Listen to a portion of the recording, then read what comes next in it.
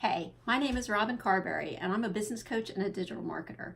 And I had to just put my Instagram account aside for just a few minutes to tell you about the amazing Instagram intensive that I had with Roota. So I love Instagram. I think it's a really cool and amazing and visual medium. As you could tell, I'm a little bit visual, but I just couldn't make it work for me. I wasn't really able to connect with people. I didn't really know what I should be saying or putting out there. I had no idea what to do with stories.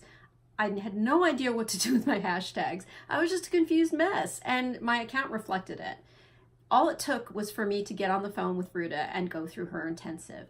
You would not believe the amount of information that she can pack into an hour. It's crazy. So we went through my entire account, from profile to stories, to what the feed needs to look like, to what my hashtags need to look like. She made sure that I understood everything.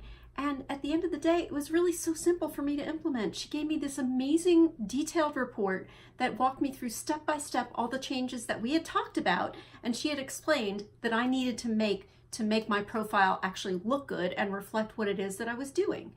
And then she went even further. She told me how to connect with ads, what I needed to do with my ads to set them up the right way to actually find and connect with the right people, which is what it's all about. It's social, right?